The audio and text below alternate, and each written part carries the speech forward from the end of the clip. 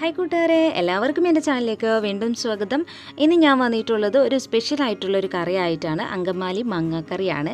അപ്പോൾ അങ്കമാലിക്കാരുടെ സ്പെഷ്യലായിട്ടുള്ളൊരു കറിയാണ് കേട്ടോ ഇത്. നല്ല ടേസ്റ്റി ആയിട്ടുള്ളൊരു കറിയാണ്. നിങ്ങൾ ട്രൈ ചെയ്തിട്ടില്ലെങ്കിൽ തീർച്ചയായിട്ടും ഒന്ന് ചെയ്ത് നോക്കണം. ഇത് ശരിക്കും അങ്കമാലി മങ്ങക്കറിയുടെ കറക്റ്റ് ഒറിജിനൽ റെസിപ്പിയാണിത്. അപ്പോൾ നിങ്ങൾ ഈ വീഡിയോ ഇഷ്ടപ്പെടുവാണെങ്കിൽ ലൈക്ക് ചെയ്യുക, ഷെയർ ചെയ്യുക, അതുപോലെ തന്നെ നിങ്ങളുടെ ഫീഡ്ബാക്ക്സ് കമൻറ്റ് ബോക്സിലൂടെ അറിയിക്കാം. ഇതുപോലുള്ള റെസിപ്പികളൊക്കെ ലഭിക്കാനായിട്ട് ഈ ചാനലൊന്ന് സബ്സ്ക്രൈബ് ചെയ്യുക കേട്ടോ. അപ്പോൾ നിങ്ങളൊക്കെ വേറെ വ്യത്യസ്ത രീതിയിലാണ് ചെയ്യണതെങ്കിൽ അത് നിങ്ങൾ കമൻറ്റ് ബോക്സിൽ പറയാം. അപ്പോൾ നമുക്ക് വീഡിയോയിലോട്ട് പോകാം. ഇതെങ്ങനെയാണ് തയ്യാറാക്കാൻ നോക്കാം.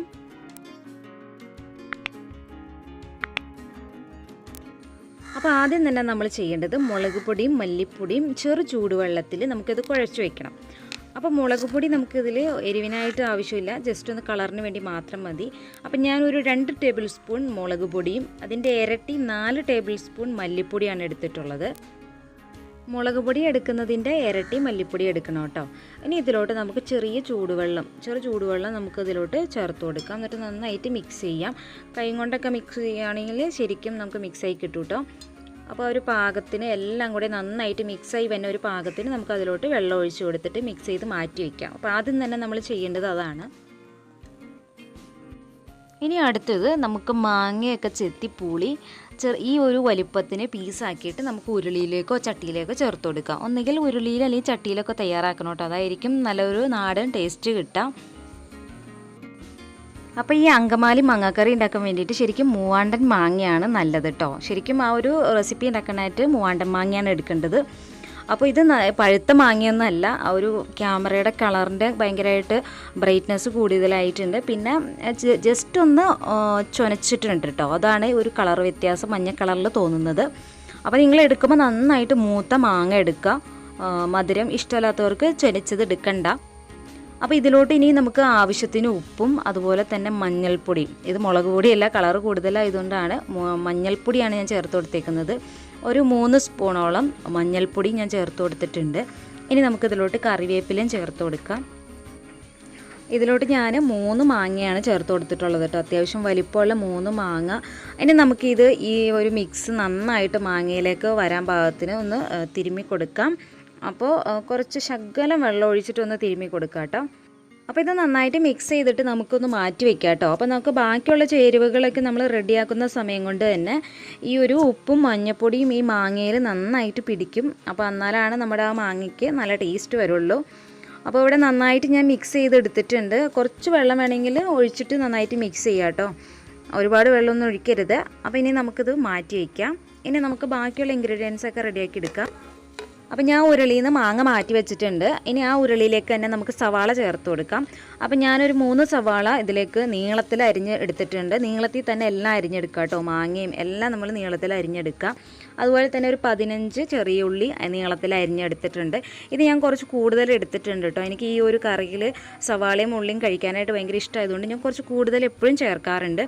അപ്പോൾ നിങ്ങൾ ചേർക്കുമ്പോൾ 2 സവാള അതുപോലെ തന്നെ 10 ചെറിയ ഉള്ളിയും എടുത്താൽ മതി. ഞാൻ കുറച്ച് കൂടുതൽ എടുത്തേക്കുന്നതാണ്. അതുപോലെ തന്നെ നീളത്തിൽ അരിഞ്ഞ ഇഞ്ചി ഒരു 2 വലിയ കഷ്ണം ഞാൻ ചേർത്തിട്ടുണ്ട്. അതുപോലെ തന്നെ ഒരു 5-6 പച്ചമുളക് നെടുകെ കീറിയിട്ട് നീളത്തിൽ തന്നെ കീറിയിടുക. ഇഞ്ചിയും അതുപോലെ തന്നെ നീളത്തിൽ കീറിയിടുക. അതുപോലെ തന്നെ കുറച്ച് കറിവേപ്പിലയും ചേർത്ത് കൊടുക്കുക. പിന്നെ ഞാൻ ഇപ്പോൾ ചേർത്ത് കൊടുത്തതെന്ന് പറഞ്ഞാൽ വിനാഗിരിയാണ്. നമ്മൾ ഈ ഒരു മാങ്ങയ്ക്ക് പുളി ഉണ്ടെങ്കിൽ പോലും നമ്മൾ വിനാഗിരി ഇതിലേക്ക് ചേർത്ത് കൊടുക്കണം. അപ്പോൾ ആദ്യമേ തന്നെ നമ്മൾ വിനാഗിരി ചേർക്കേണ്ടത് ഒരു 3 ടേബിൾ സ്പൂണോളം വിനാഗിരി നമ്മൾ ആദ്യമേ ചേർത്ത് കൊടുക്കണം. അതുപോലെ തന്നെ ഒരു 2-3 സ്പൂൺ വെളിച്ചെണ്ണ തന്നെ ഇതിന് വേണ്ടിയിട്ട് ഉപയോഗിക്കുക. വെളിച്ചെണ്ണയും കൂടെ ഒഴിച്ച് കൊടുത്തിട്ട് നന്നായിട്ട് കൈ ഉപയോഗിച്ചിട്ട് തന്നെ നന്നായിട്ട് തിരുമ്മി എടുക്കണം. അപ്പോൾ നമ്മുടെ ഈ ഒരു മാങ്ങാക്കറിയുടെ ടേസ്റ്റ് എന്ന് പറയുന്നത് നമ്മൾ ഈ സവാളയൊക്കെ നന്നായിട്ട് തിരുമ്മിയെടുക്കുന്നതിലാണ് കേട്ടോ. ഈ ഒരു സവാള നന്നായിട്ട് തിരുമ്മി അതിലെ വെള്ളമൊക്കെ പുറത്ത് വന്ന് ശരിക്കും നമ്മൾ വഴറ്റാതെ തന്നെ വഴന്ന് വരണം. ആ ഒരു പരുവം വന്നാലാണ് നമ്മുടെ കറിക്ക് നല്ല ടേസ്റ്റ് കിട്ടുക. അപ്പോൾ കൈ ഉപയോഗിച്ചിട്ട് തന്നെ നന്നായിട്ട് അങ്ങോട്ടും ഇങ്ങോട്ടുമൊക്കെ മിക്സ് ചെയ്ത് കൊടുക്കുക കേട്ടോ.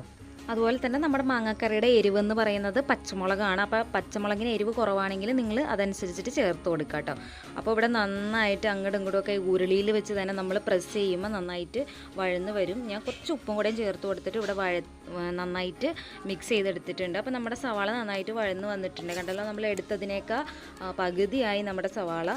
ഇനി നമുക്കിതിലോട്ട് നമ്മൾ ആദ്യമേ തയ്യാറാക്കി വെച്ചിട്ടുള്ള മസാല ഉണ്ടല്ലോ, മസാലക്കൂട്ട്, ആ മസാലക്കൂട്ട് നമുക്കിതിലോട്ട് ചേർത്ത് കൊടുത്തിട്ട് നന്നായിട്ട് കൈ കൈ ഉപയോഗിച്ചിട്ട് അതും മിക്സ് ചെയ്തെടുക്കണം.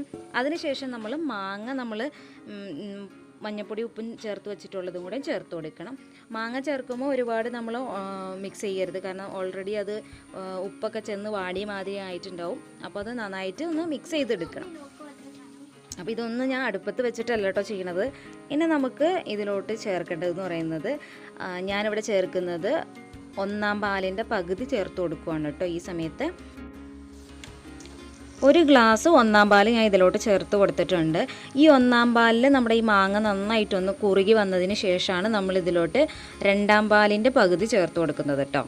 അപ്പോൾ ഇവിടെ കുറുകി വന്നിട്ടുണ്ട്. നമുക്കിനി ഒരു 2 ഗ്ലാസ് 2 പാൽ ചേർത്ത് കൊടുക്കാം. ഇനി ഈ ഒരു പാലിൽ നമുക്ക് നമ്മുടെ മാങ്ങ പകുതി ഒന്ന് വേവിച്ചെടുക്കാം. നമുക്ക് ഈ ഒരു 2 പാലിലാണ് മാങ്ങ പകുതി വെന്ത് കിട്ടുന്നത്. അതിനുശേഷം ആണ് നമ്മൾ ബാക്കി 2 പാൽ ചേർത്ത് കൊടുക്കുന്നത് കേട്ടോ. ഇനി ഇത് പകുതി വേവായി കഴിയുമ്പോൾ നമുക്ക് ബാക്കി എടുത്ത് വെച്ചിട്ടുള്ള 2 പാലിൻ്റെ 1.5 ഗ്ലാസോളം ചേർത്ത് കൊടുക്കും. ഈ കറി ഉണ്ടാക്കുമ്പോൾ ശരിക്കും പറഞ്ഞാൽ അങ്ങോട്ടും ഇങ്ങോട്ടും ഇട്ട് ഇളക്കരുതെന്നാണ് പറയണത്, കറി ചീത്തയാവുമെന്ന്. പക്ഷെ നമ്മളിത് അങ്ങനെ എപ്പോഴും ഉണ്ടാക്കാത്തതുകൊണ്ട് തന്നെ ഞാൻ മറന്നുപോയിട്ട് അങ്ങോട്ടും ഇങ്ങോട്ടൊക്കെ ഇളക്കിയിട്ടുണ്ട് കേട്ടോ. അപ്പോൾ നിങ്ങളൊന്ന് ശ്രദ്ധിക്കുക കറി ഉണ്ടാക്കുന്ന സമയത്ത്. അപ്പം ഞാൻ പകുതി വേവായി കഴിഞ്ഞപ്പോൾ ബാക്കിയുള്ള 1.5 ഗ്ലാസ് 2 പാലും കൂടി ചേർത്ത് കൊടുത്തിട്ടുണ്ട്. ഇനി ഈ ഒരു 2 പാലിൽ കിടന്ന് നമ്മുടെ ഈ മാങ്ങ ഫുള്ളായിട്ട് വേവണം. കാരണം നമ്മൾ 1 പാൽ ഒഴിച്ചാൽ പിന്നെ ഇത് തിളപ്പിക്കരുത്. അപ്പോൾ അതങ്ങനെയാണ് ചെയ്യേണ്ടത്. അപ്പോൾ അതുകൊണ്ട് തന്നെ ഈ ഒരു 2 പാലിൽ കിടന്ന് നമ്മുടെ മാങ്ങ ഫുള്ളായിട്ട് വേവണം. ഇനി ഈ ഒരു സമയത്ത് നമുക്ക് ആവശ്യത്തിന് ഉപ്പ് നോക്കിയിട്ട് ഉപ്പ് ചേർത്ത് കൊടുക്കാം. അതുപോലെ തന്നെ വിനാഗിരി ഒരു 3 ടേബിൾ സ്പൂണോളം അല്ലെങ്കിൽ 2 ടേബിൾ സ്പൂണോളം ചേർത്ത് കൊടുക്കാം. അത് മാങ്ങയുടെ പുളിക്കനുസരിച്ചിട്ടും നിങ്ങളുടെ പുളിക്കനുസരിച്ചിട്ടാണ് ചേർത്ത് കൊടുക്കുന്നത്. അപ്പോൾ ഈ ഒരു സമയത്ത് ഇത് രണ്ടും നോക്കിയിട്ട് ചേർത്ത് കൊടുക്കണം. 1 പാൽ ചേർത്തിട്ട് നമ്മൾ ഇതൊന്നും ചേർക്കാൻ നിൽക്കരുത്. ഈ വിനാഗിരി ചേർത്തിട്ടുണ്ടെങ്കിൽ പിന്നെ പിരിഞ്ഞു പോകും. അപ്പോൾ അതുകൊണ്ട് ഈ 2 പാൽ ചേർത്തതിന് ശേഷം ഇതൊക്കെ നോക്കിയിട്ട് ചേർത്ത് കൊടുക്കുക. അതൊക്കെ നിങ്ങളുടെ ഇഷ്ടത്തിനാണ് ഉപ്പും പുളിയൊക്കെ ചേർക്കേണ്ടത്. പിന്നെ നിങ്ങൾ എടുത്തിരിക്കുന്ന മാങ്ങയുടെ പുളിക്കനുസരിച്ചിട്ടും. ചുനച്ച മാങ്ങയൊക്കെ ആണെങ്കിൽ കുറച്ച് പുളി കൂടുതൽ ചേർക്കണം കേട്ടോ. അപ്പോൾ ശരിക്കും മൂത്ത മാങ്ങയാണ് നമുക്ക് ഈ കറിക്ക് വേണ്ടത്. അപ്പോൾ ഏകദേശം ഇതെല്ലാം റെഡിയായി വന്നിട്ടുണ്ട്. ഇനി നമുക്ക് ഇതിലോട്ട് 1 പാൽ ചേർത്ത് കൊടുക്കാം. അന്നേരം നമുക്ക് ഇതിൻ്റെ ഫ്ലെയിം ഓഫ് ചെയ്ത് കൊടുക്കണം കേട്ടോ. അപ്പോൾ ചട്ടിയിലും ഉരുളിയിലൊക്കെ ആവുമ്പോൾ ആ ഒരു ചൂട് കുറച്ച് നേരം കൂടി നിൽക്കും. അപ്പോൾ അതുകൊണ്ട് നേരത്തെ അങ്ങ് ഓഫ് ചെയ്ത് വെച്ചേക്കണം. ഇനി ഇത് നന്നായിട്ട് മിക്സ് ചെയ്ത് കൊടുക്കുക. എപ്പോഴും ഒരേ ഡയറക്ഷനിൽ തന്നെ മിക്സ് ചെയ്ത് കൊടുക്കുക.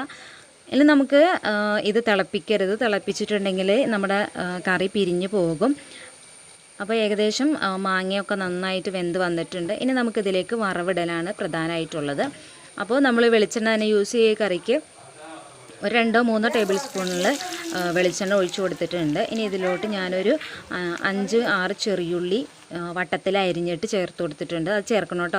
അതൊക്കെ നല്ലൊരു ടേസ്റ്റാണ് നമ്മുടെ കറിക്ക്. അപ്പോൾ അത് നന്നായിട്ടൊന്ന് മൊരിഞ്ഞ് വന്ന് കഴിയുമ്പോൾ നമുക്കിതിലോട്ട് വറ്റൽമുളക് ചേർത്ത് കൊടുക്കണം.